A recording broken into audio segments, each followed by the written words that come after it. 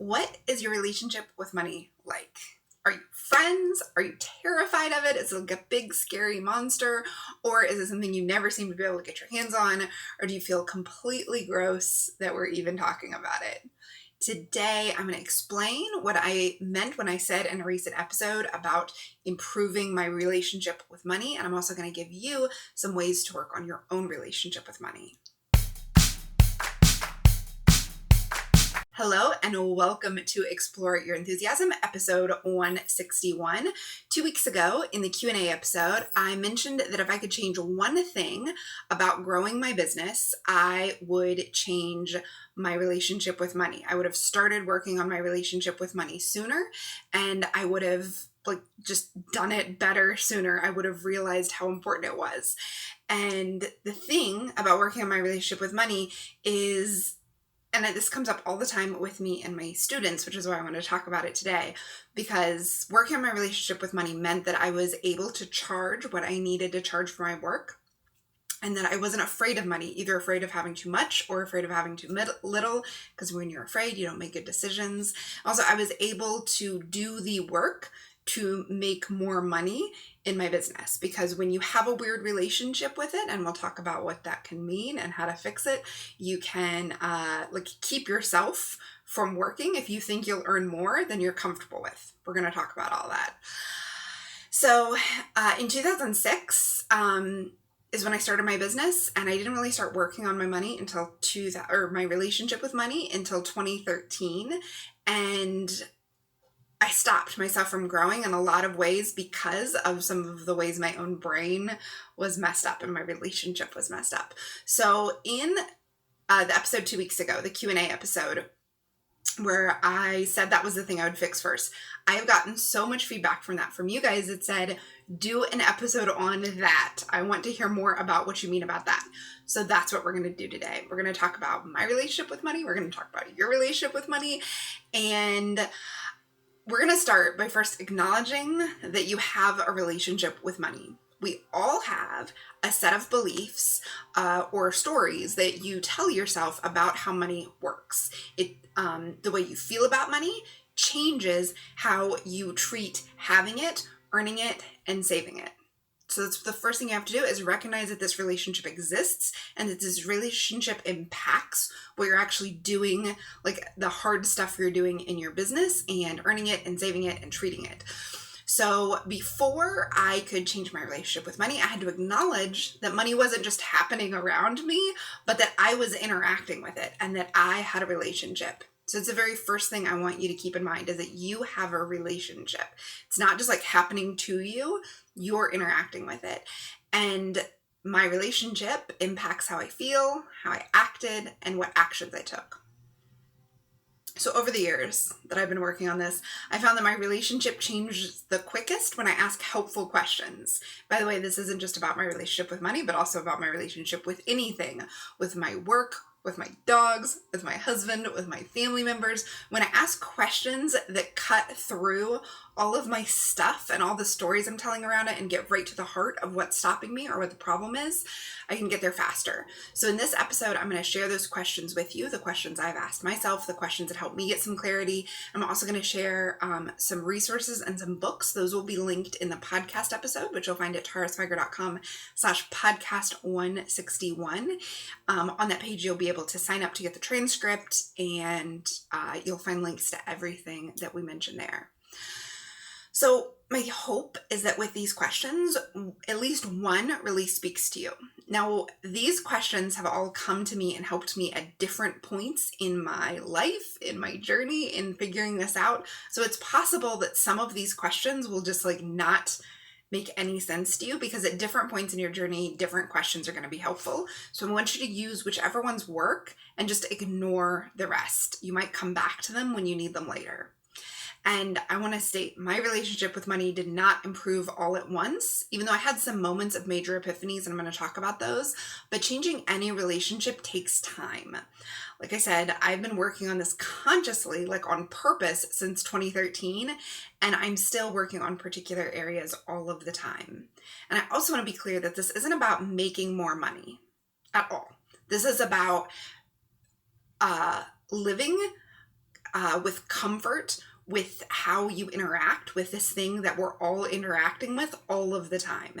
And you might get away with not working on your relationship with money if you have a traditional day job and somebody has told you what your work is worth and they give you a paycheck at certain like time periods based on the amount of hours that you've worked. You might be able to still operate fine, depending on how your relationship with money is, if that's the scenario. But if you have your own business, your business requires, and we talk about this all the time, a certain level of self-belief and clarity for you to actually take the actions to make stuff happen. And so if you don't have that self-belief and you don't have a bordering on healthy relationship with money, you're not going to do the stuff that will help your business earn more of it. This isn't about you having more money. This is about taking actions to make your business just, first of all, profitable, which might not even be hardly paying you anything, but also having a healthy relationship with money inside your business and with your clients and your customers, how you talk to them about it. All of this is impacted by your relationship with money. Also, your parenting and your relationships with your partner or spouse, with your parents, with your siblings, with your kids, these are all impacted by how you talk about money, how you treat money, how you feel about lending money or borrowing money or paying for things. So this isn't about having more money or just making more money. This is about having a healthy relationship because it impacts all your other relationships and it impacts your quality of life and your happiness. Not like, here's what I want to say. By improving your relationship with money, you can have the same amount of money that you have now, but feel differently about it. So if that's interesting to you, keep listening. Let's talk about it. If not, feel free to skip this episode and go to an episode where we talk about like hardcore businessy stuff, like marketing. So I'm going to start with my personal story. I'm going to get it out of the way at the beginning because the ways that I needed to work on my relationship with money are going to be totally different than yours because we have had very different parents, different experiences, and we've lived in completely different worlds and subcultures. So it's so important to recognize. In my marriage, I've gotten a first class seat to someone else's relationship with money, and it's just completely different than mine. And we even had we were raised in the same kind of small church. Our parents believe a lot of the same things, but our parents were raised differently and they had different values that they imparted to us. Even though a lot of the big values were the same, our relationship with money is just entirely different because of their different experiences. And then we both had different experiences. Is in employment, the difference between being a man and being a woman, all of these things. So keep that in mind as I'm talking. Your experiences are going to be really different than mine. I'm going to tell you a little bit about my background because I think that helps you see how my relationship is going to be shaped differently than yours is. So I was raised in very rural southern Ohio raised mostly by a single mom who went back to school when I was around 8 to become a nurse. So she was in nursing school when I was like 8 to 10 or 11. And before that, she worked as a hairdresser. So we didn't have much money for most of my childhood. And my mom was raised by my grandma, who's just Grams is what we call her. She grew up completely secluded on a mountain in East Tennessee with her 9 brothers and sisters and barely enough food.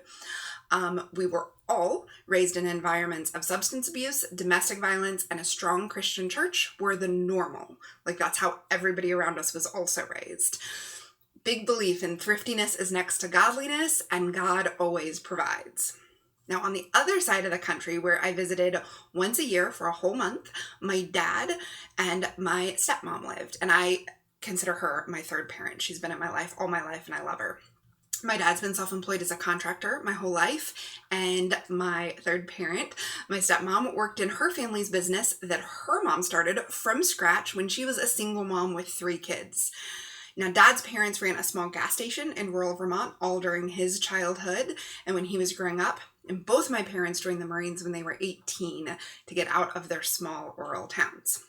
Now, I make more money in my own business than most of my parents have for most of their working lives. But it's all relative. So many of us could live really comfortably on my income, and some of us would barely be scraping by. It's so relative to where you live and how you were raised and what your expectations are. So, hearing that little bit of my background, you can probably guess at some of the ways that my relationship with money have been shaped.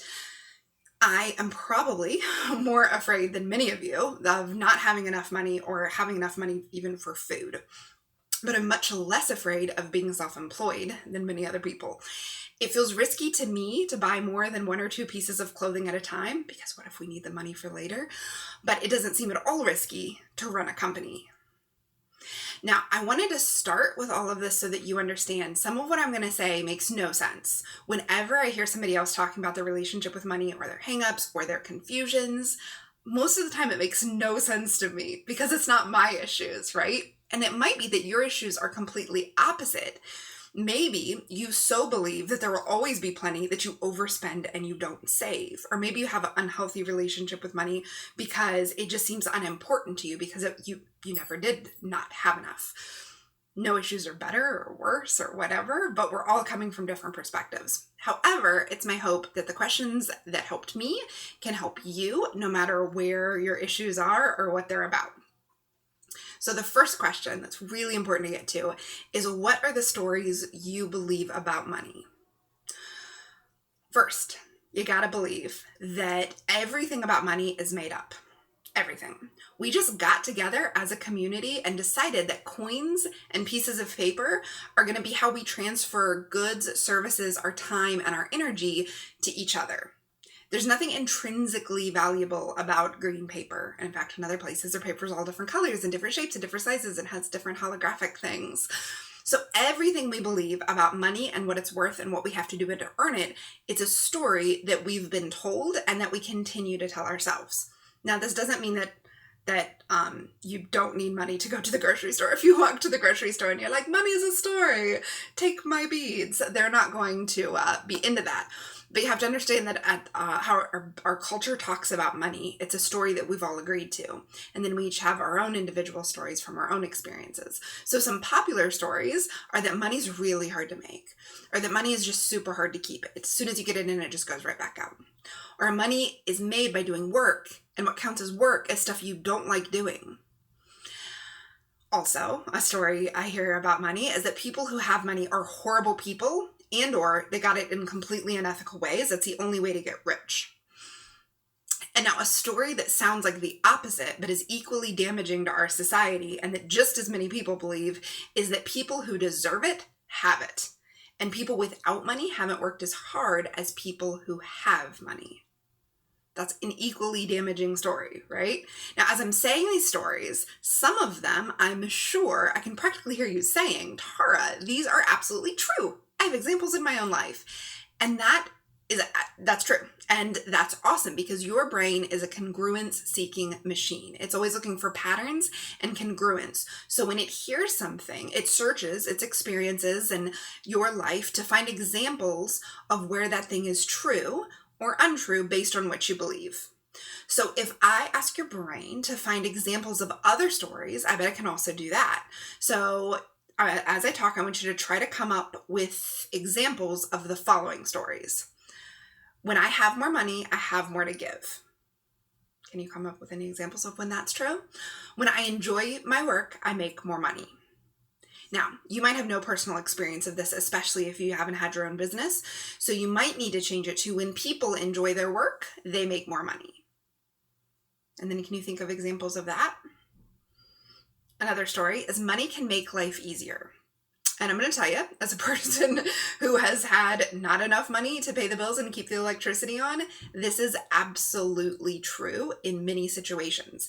Now, notice I didn't say making tons of money makes life much easier. There's actually studies that show that after a certain income point, it stops making your life better. But up to that income point, it absolutely makes your life better. Being able to keep the electricity on is easier and more fun than having it turned off and having to go to the place and have it paid to be turned back on. So another story of which there are examples is money can make life easier. Another story is money is easy to save for things I super care about. Also, another story is people make money sharing their gifts with the world with integrity and love. And a big story that I'm always working on, and I know many of you are too, is money does not determine my self-worth. or anyone's self-worth. And that means having money or not having money, neither determines your self-worth. Really think on that. So if money does not determine self-worth, then that means that having more money doesn't mean you're worth more or worth less and an evil Cruella de Vil type character. Having less money doesn't mean you're worth more, like you are extra holy because you're broke. And it doesn't mean you are less worthy or less wonderful a person because you're broke.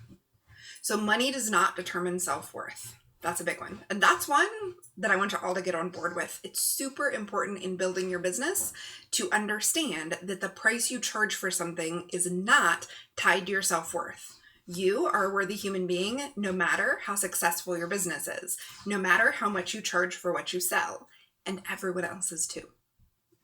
Okay. So those are some of the stories we tell ourselves about money, and you may recognize them in your own life or your friend's life. Like, usually when I talk or listen about this, I think of like Jay or some of my friends. So I'm like, oh, they got that wrong. I was on the phone. So also, you might have your own story that I didn't even mention. And a recent one was I was on the phone with a friend who's moving, and she's getting rid of a lot of her stuff when she moves. And she said this: okay, I know I need to get rid of this old furniture because there's not going to be space for it in my new place, and I don't actually like it, but I'm afraid to get rid of it because I really deeply believe in using what I have and like recycling and not in wasting things. And it seems like it would just be a waste of money if I have to buy it again in the future.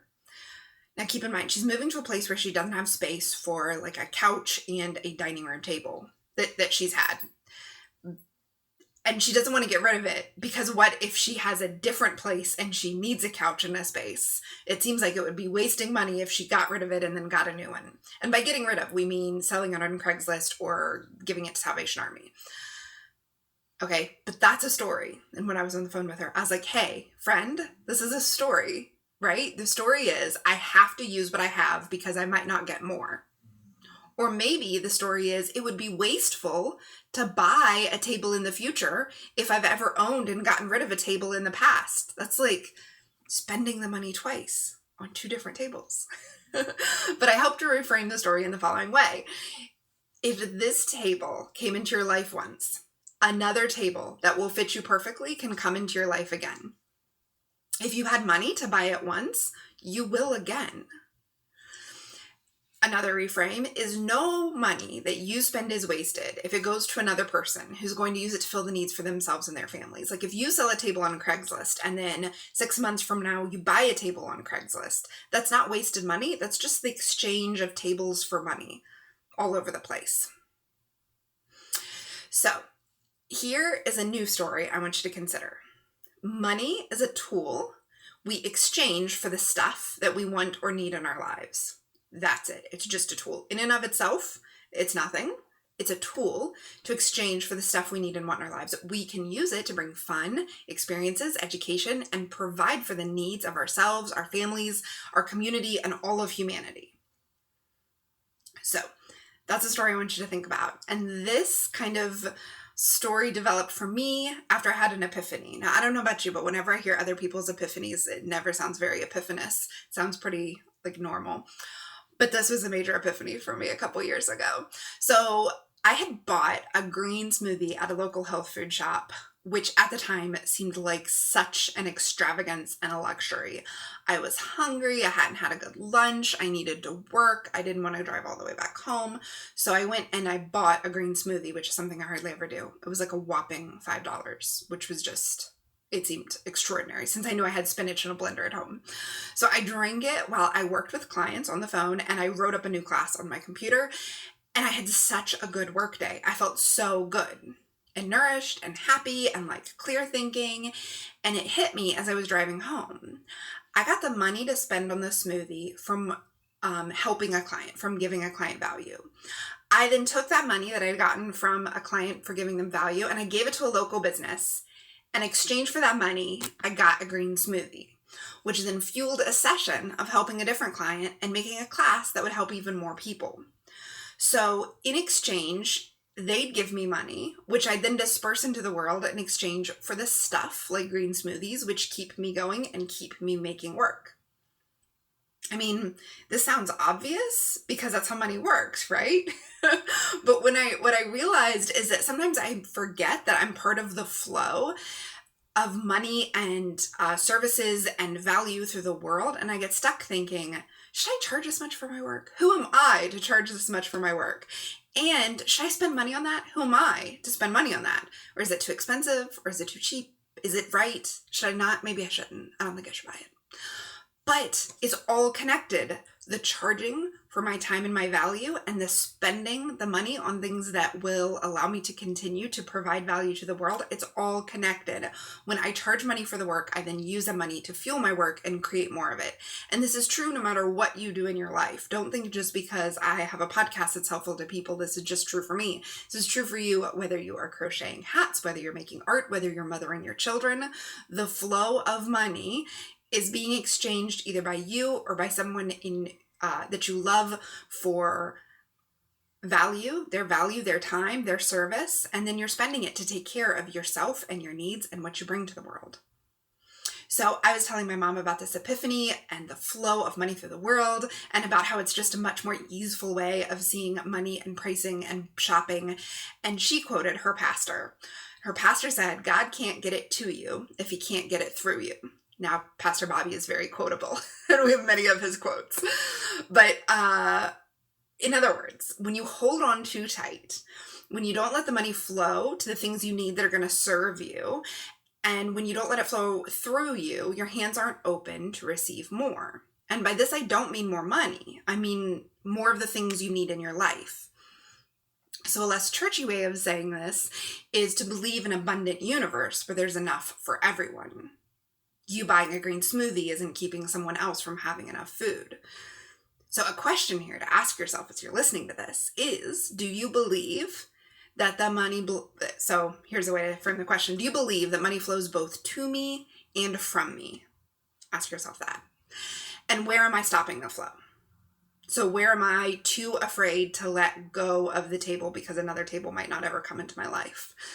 Where am I holding so tightly that I can't see what else is available? So in my epiphany, another realization that I had was that I get paid money in exchange for the value I provide, but soon I translate that money into value for myself. So I don't know about you, but my house isn't furnished by just stacks of money. It's furnished by stuff that I turned that money into. So this is an important realization when it comes to having your own business and making money. Because if you think you're just getting money, so money isn't something that I care much about at all. It's not a way that I was raised to measure my worth or consider my place in society. I just don't care about seeming fancy. And remember, though, money is a tool to be exchanged for something that I actually value. So this comes up all the time when students are feeling weird about their pricing or their own money goals. This is a question I ask. If money is going to be exchanged for something else, what are you going to exchange this money for? So if you are having a hard time thinking about pricing your work fairly or your money goal, what does this money actually mean? It doesn't just mean piles of money. It actually means something. For many of you, it means rent. For some of you, it means childcare. For some of you, it means flea medication for your dog. What will this money actually mean? So when people set big business goals and then they fail to reach them month after month, I find that often the problem is that they just picked a money goal that they thought was impressive, or it's the next thing that they should do. But the money doesn't mean anything to them. The numbers are just it could be in a totally different language. It doesn't mean anything. So, for example, maybe you see bloggers say that they had a 6-figure month. So you think, I want a 6-figure month, or even a 6-figure year. But in order for that to be a goal that you can actually do the work towards it and care about, you have to translate it. First of all, do you want $100,000 in sales, or do you want $100,000 in profit? And what is that in terms of profit in your own business? I talk about all of this in the recent episodes about money that came out in March. I think it's episodes 140 something. So first, you got to translate the jargon into actual numbers. Then translate what those numbers mean to you, that you actually care about. Because you don't actually want a pile of money. You want the things or experiences that money will buy. So for example, I don't want to make $10,000 a month to have $10,000 a month like stacked up somewhere. I want it to easily pay my bills. I want it to pay the people who make my business easier and better a good wage. Last year, I wanted to go to the UK for a couple of weeks. I wanted to buy a new record player. I wanted to afford my dog's heartworm medication. This is the big thing in the last year, is I wanted to look like a good bet for a bank so that we could get the business loan to buy the local comic book shop so Jay could make his dream come true. And again, with that money, the loan money that the bank's going to give us, it's not the money. The number is like meaningless to me. It's the shop and the experience of owning the shop and what that will mean. So I find this question useful. And this question is, what are you translating the money into? Like, what does the money actually mean in terms of value in your life? So I find the question useful both when it comes to earning money and when it comes to spending money, because that's one of my issues because of my life experiences. So as long as I'm thinking of money as cash dollars, I both have a hard time being motivated by it. Like, I don't really care to just earn cash dollars and have them. And I don't feel very comfortable spending it, because what if we need this for something else? But if I can tap into what I really want behind the cash, I'm able to make better decisions. So when I was able to reframe my earnings past just the base of what we need into helping Jay make his dreams come true, or when I'm able to even reframe the work that I do into my bigger mission of helping more women be able to feel empowered and confident and smart enough to make their dreams come true, then that's motivating. I want to do the work. But it can also apply to spending money. So because that's one of my things I needed to work through with my relationship to money, was my total panic when it came time to spend money on something. I ask myself the question, what is this money translating into? So, for example, this is going to sound crazy, but I had a lot of resistance to buying a couch, even after we got rid of our old 10-year cat scratch dog puked on couch. It was hideous. We had covered it up for years, like with a couch cover, which I also didn't want to buy. But we literally didn't have any couch, and we only had one chair in our living room for over 3 months when we moved at the beginning of 2016. That means we both couldn't sit down at the same time in our living room unless it was on the floor. So I had to ask myself, okay, so the couch, let's say it's $500. So what am I translating this money into? A couch. But what does a couch mean? Because if it's just a couch to look cute and adorable on Instagram, that's not motivating to me. But a couch means snuggling, hominess, comfort, being with my family and snuggled up against Jay with both the dogs with us. So then the question is, well, what's more conducive to snuggling? Would I rather snuggle on a couch or snuggle on a stacked up pile of $500? Yeah, okay, so then the couch makes sense, right? I'm not just buying anything. I'm buying snuggliness and hominess and comfort and being with my family. So whether you're looking at a certain amount, whether you're looking at making a certain amount of money or you're looking at spending a certain amount of money, if you're feeling unsure or stressed or freaked out, you can ask yourself, what does this really mean for me in my life? Either what does the money really mean, or what does the thing I'm buying really mean? And is that a fair exchange because of how I feel about both things? So another question that really helped me is, what are you afraid of? And can we track the reality of that fear? Can we actually see what it is you're afraid of? Can we look at it?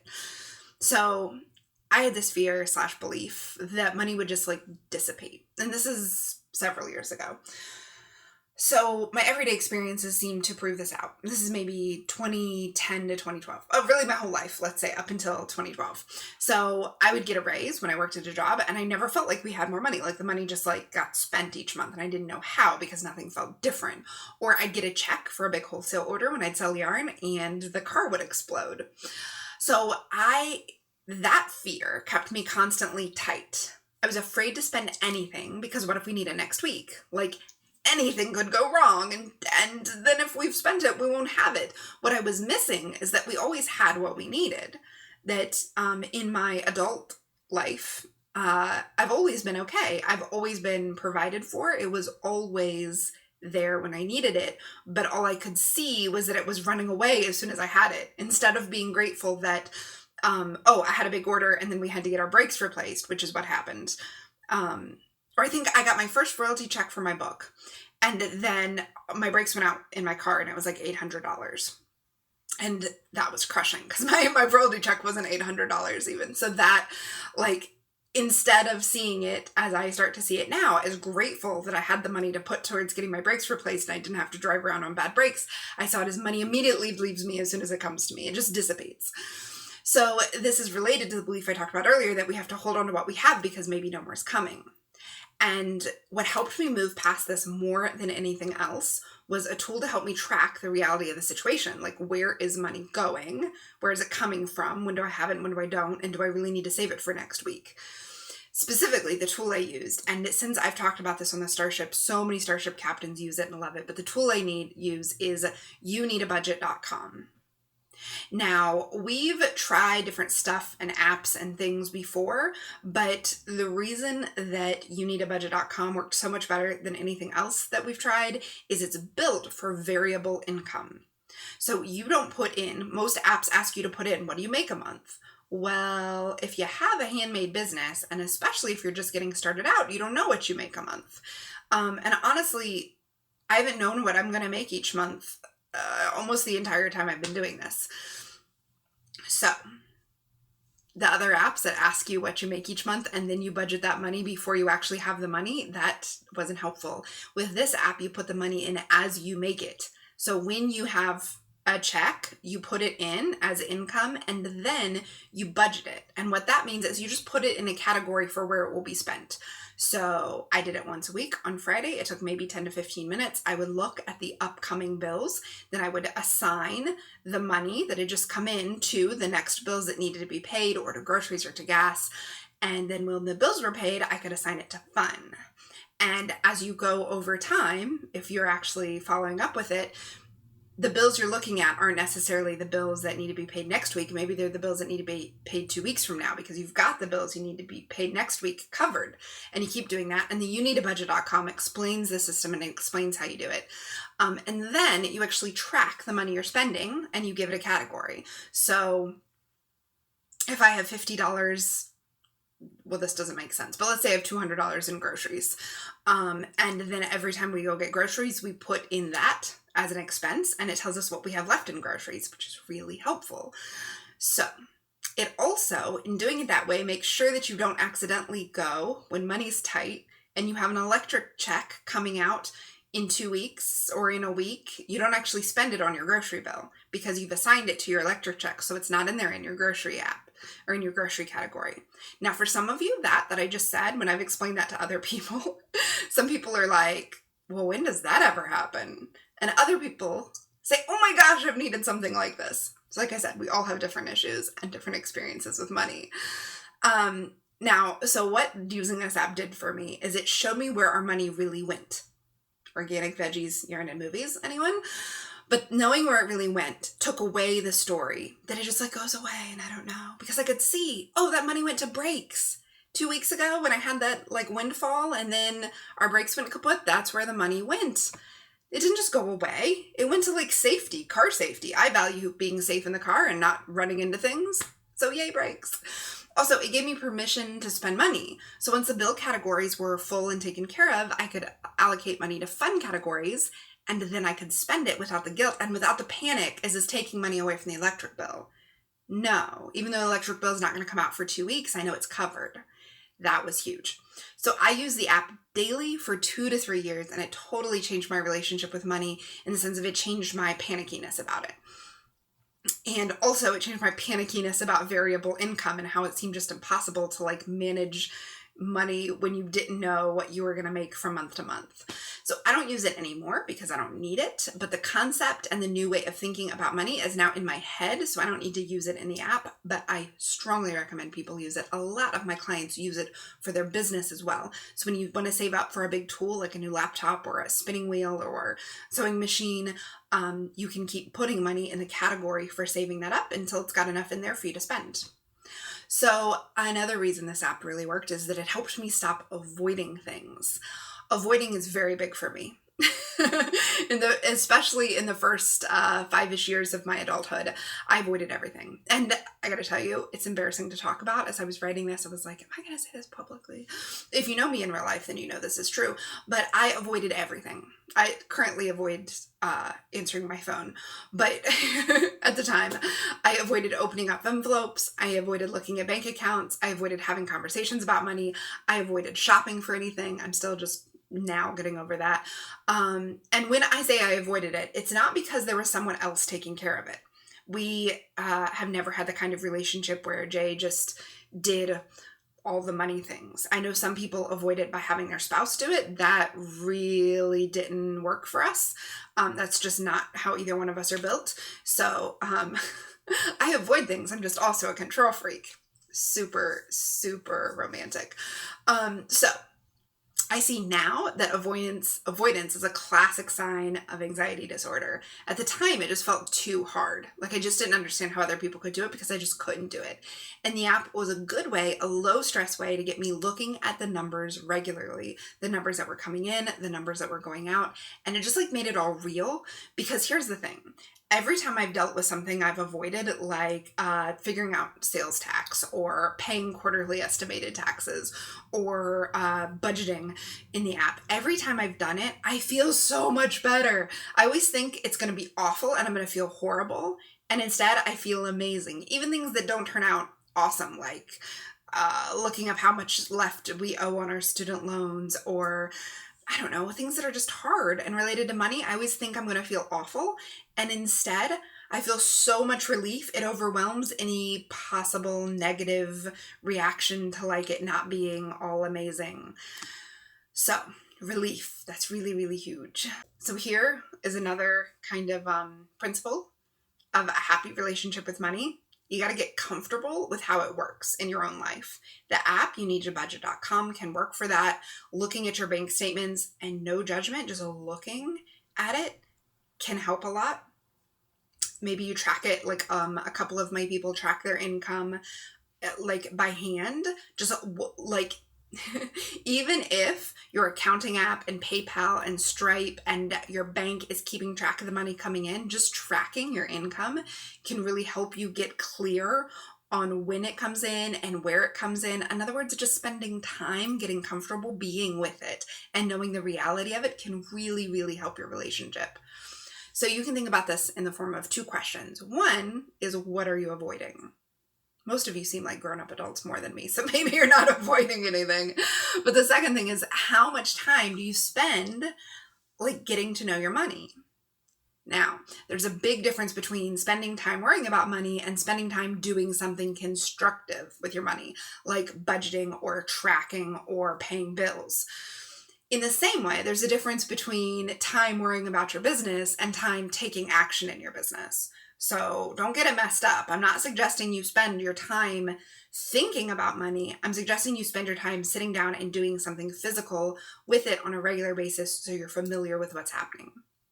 Now, speaking of worry, another reason I stopped using the app is when it went from a tool to help me stop avoiding and it became a tool I used to obsess over and control things. So when I found myself having more expendable income, yet more stress updating the app, I realized this app is not helpful anymore. It was helpful in getting me to that point, but it wasn't what I needed for the next point.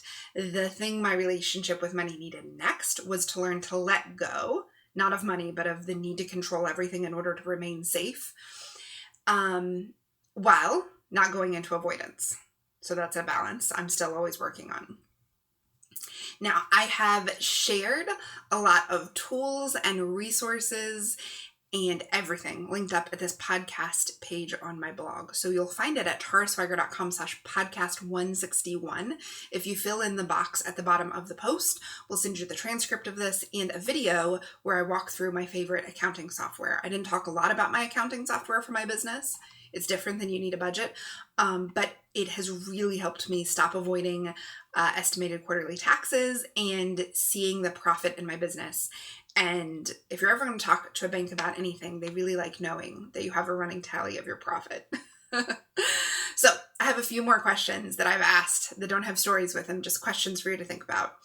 So what do you need to heal in your past related to money?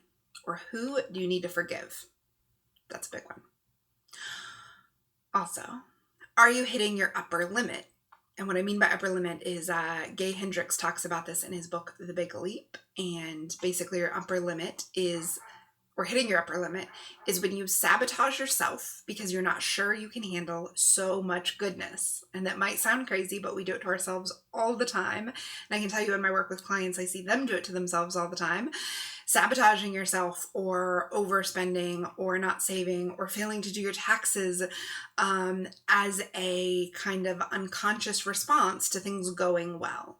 Instead of being able to expand into just enjoying things going well, we get crazy and make bad decisions.